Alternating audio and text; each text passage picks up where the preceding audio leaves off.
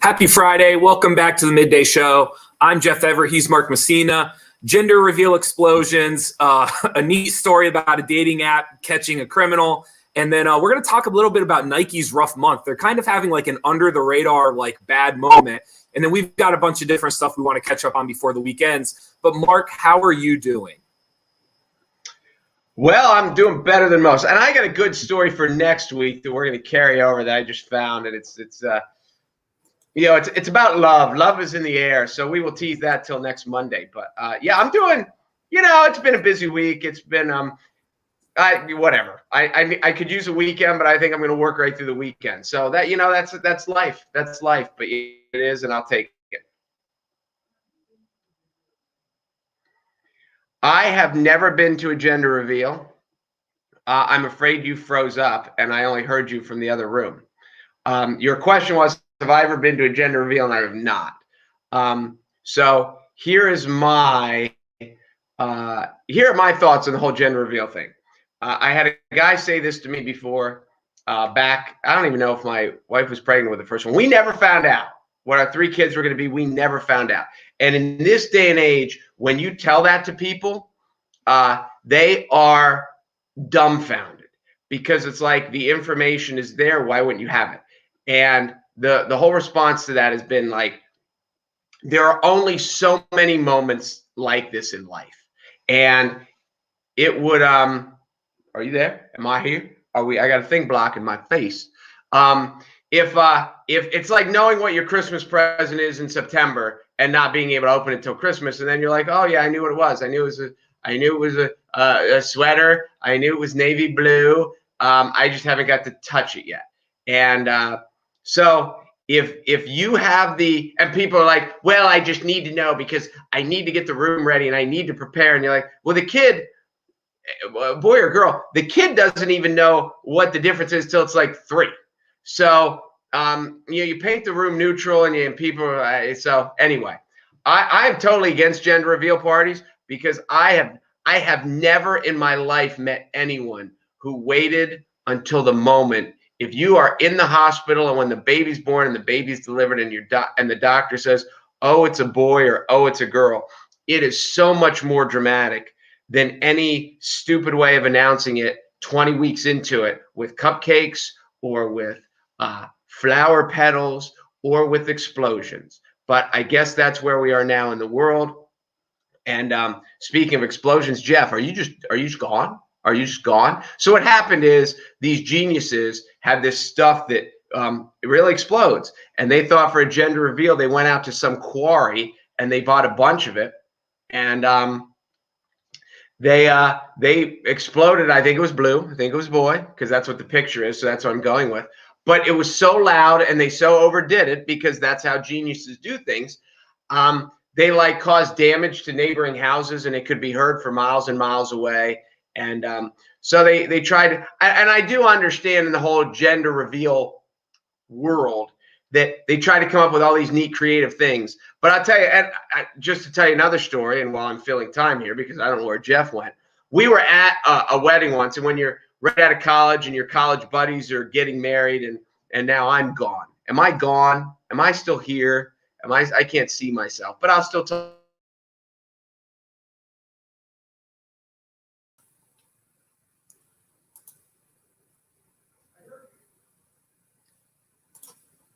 That was maybe the most impressive thing you've ever done.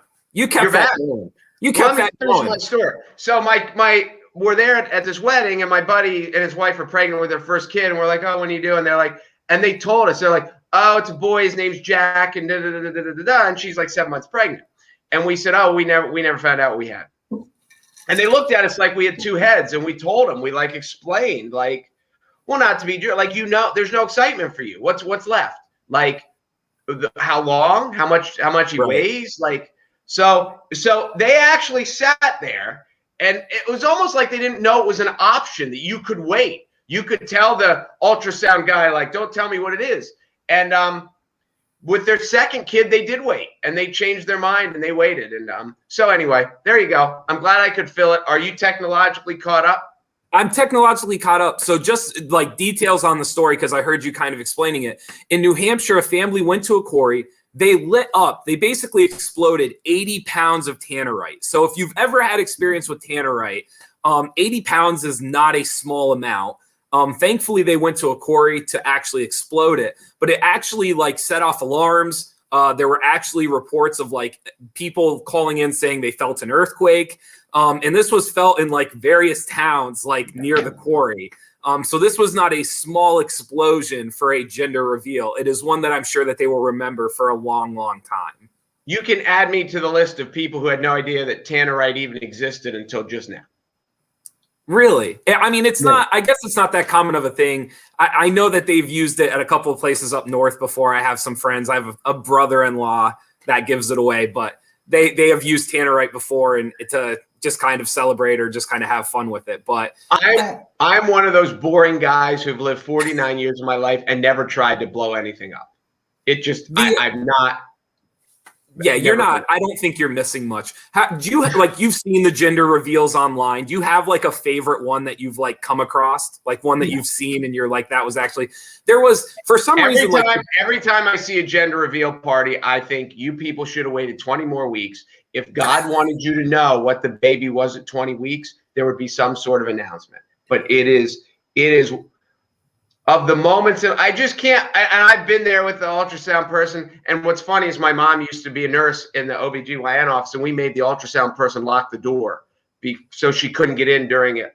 But I just can't imagine that it's anywhere near as exciting to say, like, have the guy with the jelly all over her stomach and be like, it's a girl, as opposed to the doctor holding and be like, oh my God, you have a daughter. It's just not the same. I will probably, if I ever have a kid, I don't think I'll do a gender reveal. I think I will wait. The ones that always get me are when they swing a bat, like a baseball gender reveal, because like the best hitters in the world bat 300. So, like, there's basically a 1 1/3 chance that this isn't going to go well. Like, this isn't going to happen the way you want it to. It's going to be a swing and a miss. It's going to fall to the ground. Like, there's more videos of people swinging and missing the gender reveal ball than people actually hitting it and having a successful one. Yeah, I'm anti-gender reveal in all aspects. That's it. That's me. We can live with that. Another interesting story that we came across this morning, when there was the intrusion on the Capitol, obviously people were saying we saw this person, that person, people posting on their social media. This is the first one where it was basically a dating app. So somebody was actually messaging while they were intruding on the Capitol. Someone was actually using the app Bumble and was actually messaging the girl as he was going into the Capitol. Yeah. There's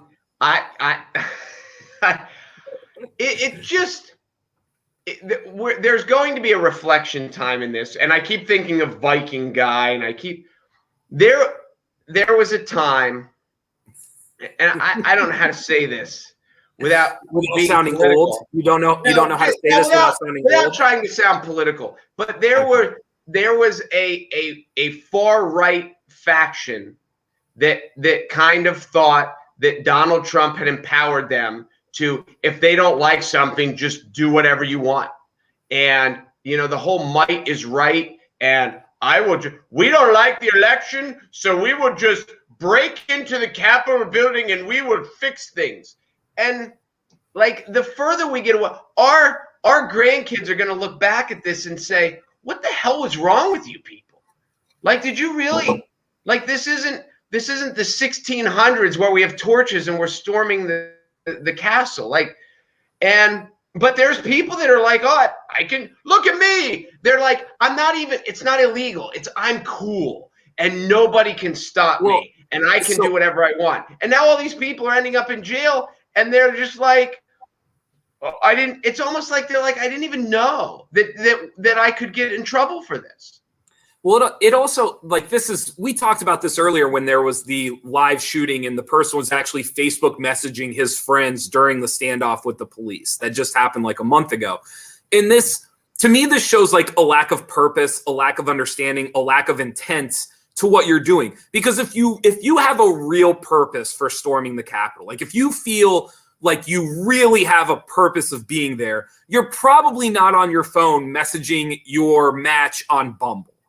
Like if you're really there with intent and purpose, that's not what's on your mind.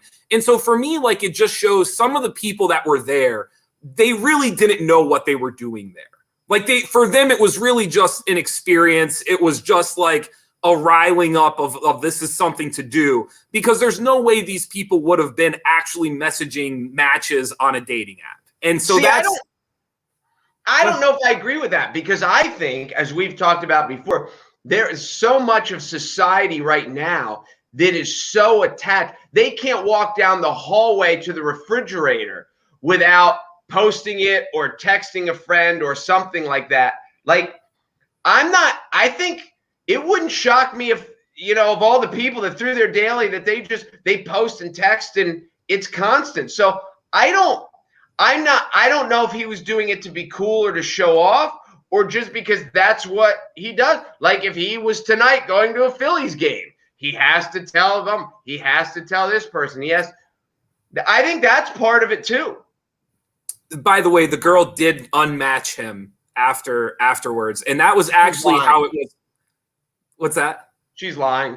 She's lying. She fell in love. She actually unmatched him, screenshotted the conversation, and then actually turned it into the FBI. And that was how the whole thing went down. Well, if she did unmatch him, which I'm not sure I believe this, she's like, I'm looking for a Capitol stormer, but I'm gonna upgrade to Viking guy. So she was in the right pool. She was just swimming with the wrong fish at the time. So that's what I would say. I don't think she unmatched him at all. I think she fell head over heels for Capitol stormer. You're just playing devil's advocate. You don't really believe that. I don't know. I guess you'll never know. There's no way he was the only match in her thing. Like if you're floating through those matches and like that's like you're just going to move on to the next match. I don't know. I don't know how. I'm not a Bumble guy, but maybe I should be. Maybe I could find people who storm the Capitol. All right, we're gonna find a winner now. Again, thank you to Weiss Markets. We appreciate them being our title sponsor. We have some gift cards up on the wheel from them: a $25, a $50, and a $100 Weiss gift card from Weiss Markets. So again, please support them, help them out. We also have Eat and Run Catering. We also have Moon and Raven as well. Make sure this weekend, if you're looking for somewhere to go and grab a drink, Moon and Raven is the way to go. And then we also have the break room. If you're looking to blow off some steam, maybe you're not looking forward to your spring cleaning, so you need to break some things first. Maybe head out to the break room. I have an update on the break room. Okay. Apparently, the break room person is a watcher or has someone that watches the show, and she's heard that we've talked about going there and filming it live, and she's all in favor of it. Awesome. That would be fantastic. She's right. We have to figure out the camera angle, logistics, and things like that. But she is ready, and I am ready, and that is going to be fun. Yes, we can definitely do that. We can take some what's that stuff they use to explode? What's that stuff? Tannerite? We can take some tannerite to the break room. That could. I feel like those two things go hand in hand. I don't think we could use it inside, but seems to work out well. The Midday Show random Facebook winner today is Rhonda. I'm going to say Boodle.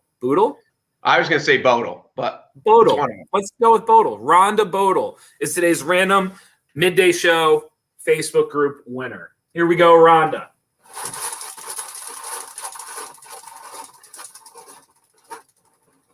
Today's winner should have had to. You suck. Today's winner should have had to reveal their favorite gender reveal. You're going to have a gender reveal party. No, this is what's going to happen. Someday, if your pregnant wife says we're having a gender reveal party, you will say okay. And if she says I don't want to find out till the baby's born, you will say okay. So whatever she wants to do is what you're going to end up doing, because that's how it's going to be. I'm actually in favor of not doing the gender reveal. So hopefully, I can remember after 40 weeks, I can remember, and it was scheduled C-section, so it wasn't like that dramatic. Like, oh my God, you went into labor. So it was scheduled, but it was 39 weeks. I can remember driving up on the Golden Strip, right behind like McDonald's, Arby's, TJ Maxx, right up there, heading to Williamsport Hospital and thinking, oh my God, after 40 weeks, I'm going to find out what this kid is here in a couple of hours. And it was, and then like once you find out, you can hold her or him or, you know, so it's, if you can hold out, it's one of those few moments in life. You don't have moments like that very often. And it's a lot more, it's just a better moment than with the ultrasound jelly and the guy like, I didn't get the boy, you know. So anyway, and let me say this while we're off on a stupid tangent, I'm just rambling. Let me ramble this. I've also known stories that if you are really, really rooting one way or the other, I know people do, like, I got to a point where I was just like, I was leaning. At first I wanted a boy, then a second one I wanted a girl. And then by the third one, I was adult enough to realize I just wanted to be healthy. I don't, but if you are really, really rooting, don't do the ultrasound 20-week thing, because I've heard of people that found out that it was the wrong way and they were I don't want to say devastated, but they were bummed. And you're going through this, especially if it's your first kid and you're supposed to be excited, you don't want to be like, I wanted a boy and it's a girl. Like, so if you are one of those lunkheads, and I was a little bit of a lunkhead, if you are really rooting one way or the other, don't do it, because you don't want to be like not looking forward to the birth. It's good advice. Good sound. I mean, the company line is you want it to be healthy. It's crazy how much you go in, and when you go into an ultrasound, and it is like when I know people go in and all they want to do is find out what the gender is.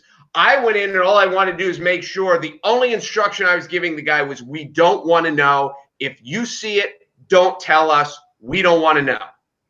But the reason they do it is to check for issues, because now they're so technologically advanced, they can do in vitro stuff and they can find out if there's issues. But they're not just going in to see what the gender is. They're trying to make sure that all the things are. And it took me till my third kid, and I only have 3, till the third one where I'm like, the first 2, I'm like, don't tell me. I don't want to know. I don't want to know. By the time you hear these other stories of kids that have birth defects that are solvable through the miracles of medicine, that they're like, oh, we have an issue, and this is not where it's supposed to be. We can fix it. It took me till the third kid, and I was like 35 years old, to the point that I'm like listening to every word, and he's like, nope, the kidneys look good. Nope, the lung. Nope, this looks good. Nope, this looks good.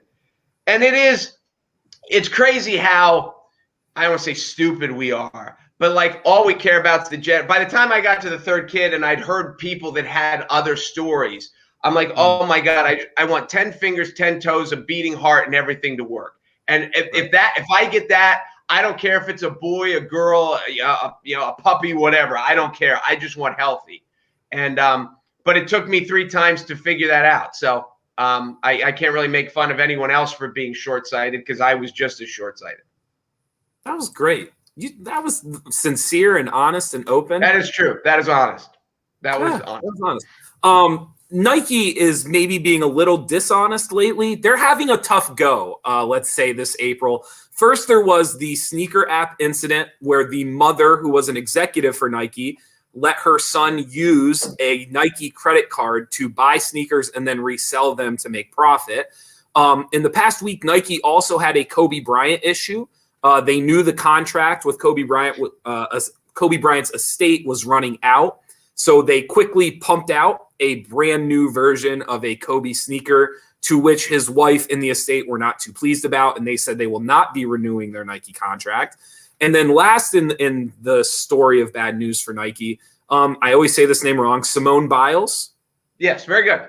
Thank you. The Olympic gymnast who had to deal with Nike is walking away from Nike to join Athleta. And I'm going to paraphrase her quote, basically stating that she believed Athleta would not only support her as an athlete, but also as a woman. So not a great month for Nike. You seem a little more optimistic, though, like it's Nike and Nike will always be Nike. Well, I think, first we'll start with Simone Biles. And when you said that, like, gymnasts don't wear sneakers. I didn't even know. I'm sure she has a swoosh on her, whatever, leotard. Is that what they were? But I'm not sure. Like, I wouldn't even have known Simone Biles had a contract. So she went to Athleta, which is a company I've never heard of. So she went from being, if you are Nike and you look at your catalog of athletes, Simone Biles, even though she might be the greatest gymnast of all time, or the most famous gymnast since Nadia Comaneci and Mary Lou Retton, that she's athlete number 82 on the list of Nike people. So she just upgraded, and this athlete is going to care about me more. Well, yes, because Athleta doesn't have all these other people above you, but gymnastics is not a sneaker company brand.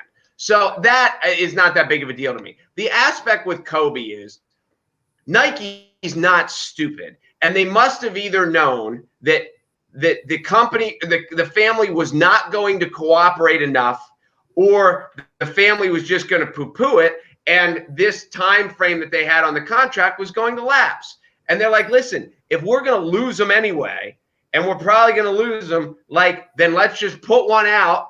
And now, in Nike's world, the family, since the family's made this stink about it, they've just upped the value of these sneakers, because as far as everything, these are the last Kobe Nikes. Now, will they show up somewhere else? I guess.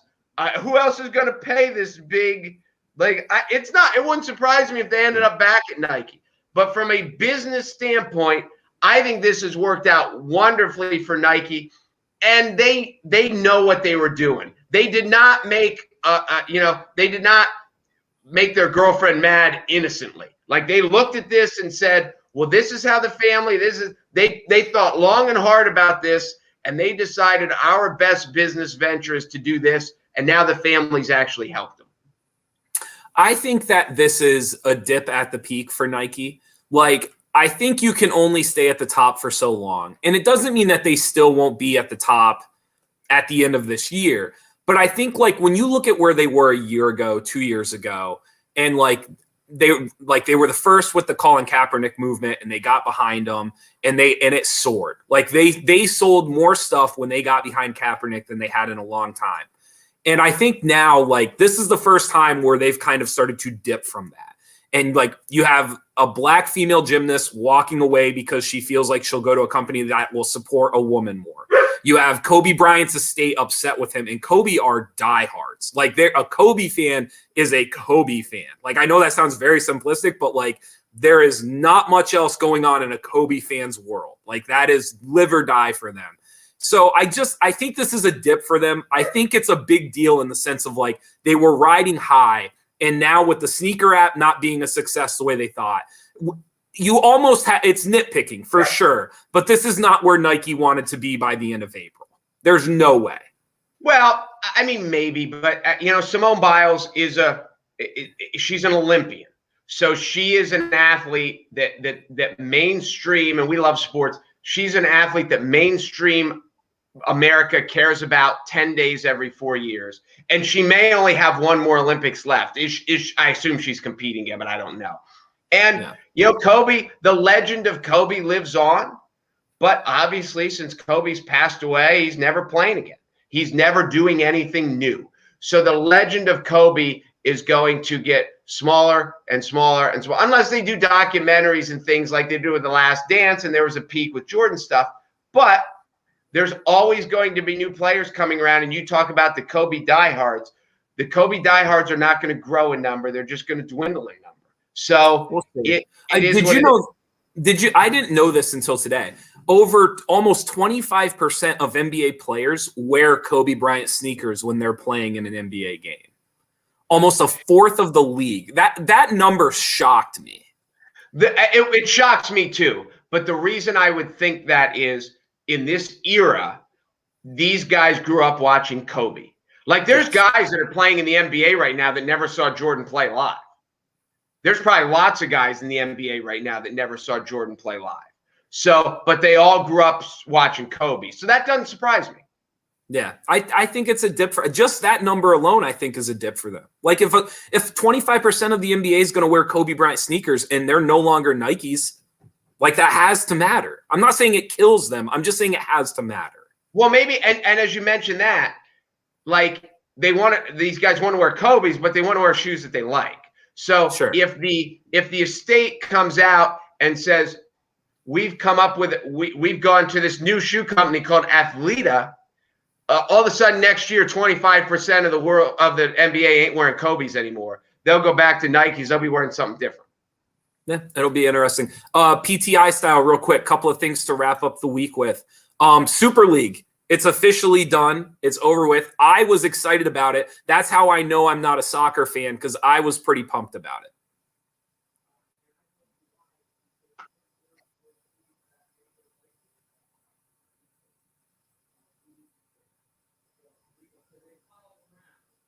And I told you why. It was because Prince William, we doesn't like it. We don't like it either. No, I'm down with that. Did you freeze? I still think we could see. I still think we could see super leagues down the line. Like, I still think there's a future where, like, yes, there's no way this was the last attempt at it. No, you know where it's going to happen, and we might have mentioned this before. Golf.